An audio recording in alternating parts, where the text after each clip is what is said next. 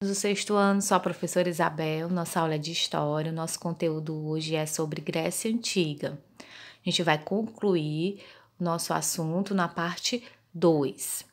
Para a gente continuar falando sobre a Grécia, a gente precisa falar sobre as duas polis mais conhecidas e mais famosas, que foi Atenas e Esparta. As polis, gente, eram cidades-estados que se formaram a partir da junção de colônias, certo? E Esparta eram os descendentes dos Dório, tá? Já Antena eram descendentes dos Jônios. E aí a diferença dessas duas cidades era a seguinte: as principais características. Esparta tinha característica militar.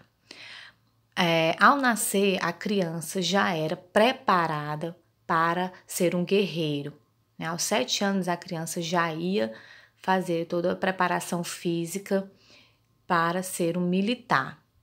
Porque Esparta tinha a visão de expansão territorial, eles tinham realmente essa intenção de práticas de guerras, né? Já Atenas era diferente. Atenas visava mais a parte cultural, né, do ser humano. Então, a diferença básica, a característica básica dessas duas cidades é que uma visava a questão militar e a outra visava a questão cultural. No caso, Esparta, militar, Atenas, cultural. Tá? Qual era a região de Esparta? Era a região do Peloponeso. Já Atenas era a região ática. Professora, toda a Esparta e Atenas ficavam na Grécia? Sim, eram cidades-estados da Grécia, certo? Só que vocês podem ver que com características em regiões diferentes, certo? Então, como é que era a pirâmide social na cidade de Esparta? Tinham os Euspaciatas, né? Os Periecos e os Ilotas. Já em Atenas era diferente. Tinha os Eupátridas, os Demilgos, os Metecos e os escravos. Professor, então nos Espartas não tinha escravos? Tinha também, tá? Vale lembrar que em Esparta também tinha escravos. O governo em Esparta era a diarquia. O que é diarquia? De dois, né? Eram duas famílias reais que administravam as cidades. No caso de Atenas, era a monarquia, era um rei, né? Era uma, no caso, diferente de Esparta, que eram duas, né? Em Atenas, era uma família só real. A política, gente, em Esparta era da oligarquia, já em Atenas era a democracia. Vamos destacar outros fatores da cidade de Esparta. A gente já falou que eles eram voltados para o militarismo e para a conquista territorial, certo? Eles raramente perdiam uma guerra, realmente tinham toda uma preparação militar. O destaque para Atenas, a gente não pode deixar de falar sobre o filósofo Sócrates, tá? Que ele sim foi um filósofo da cidade de Atenas, né? E outra coisa também que a gente pode destacar era a questão mesmo cultural de Atenas, visava muito a questão das artes, a questão da cultura, a questão da filosofia, certo? E por que em Atenas é chamado o início da democracia ocorreu em Atenas?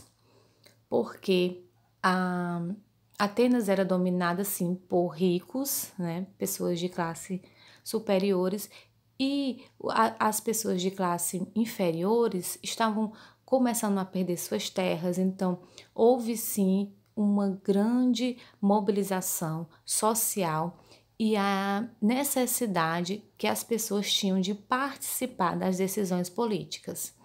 Tá? Então, aí foi onde eles exerceram o papel de manifestação e aí conseguiram participar, não todas as pessoas, tá? Os cidadãos participar de algumas decisões que eram tomadas.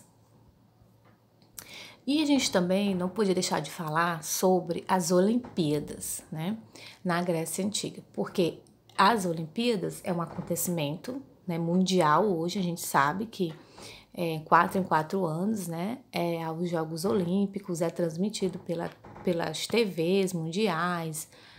Então a gente não pode deixar de falar que as Olimpíadas elas se iniciaram lá na Grécia Antiga, tá? Então como é que eram essas Olimpíadas? Eram jogos que eram realizados também de 4 em 4 anos, era em homenagem a Zeus, né, o grande deus grego, e haviam alguns jogos, né, competições entre os povos, né, entre as polis. No caso, havia arremesso, havia também corrida, outro jogo que a gente pode destacar, corridas de cavalo, certo? Então, eram lutas também, não podemos deixar de falar. E uma curiosidade é que havia a trégua, né, das guerras, né? Um período em que que estava havendo os jogos, havia a trégua, né? Eles eram inimigos, mas ali eles paravam, tinha, né, aquele período de cessar a guerra e assim praticar os Jogos Olímpicos.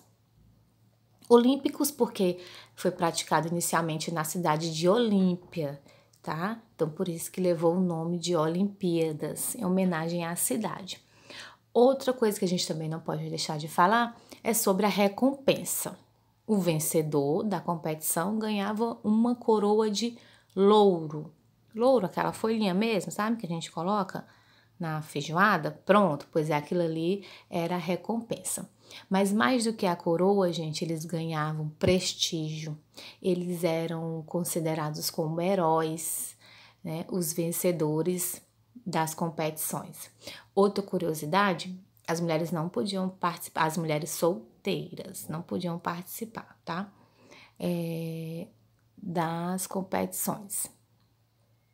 E outra coisa que a gente pode destacar é que realmente as Olimpíadas foi um legado para a nossa sociedade e hoje sim é um evento mundial muito importante, né, que reúne todos os continentes do mundo, né, por isso que o símbolo são essas cores,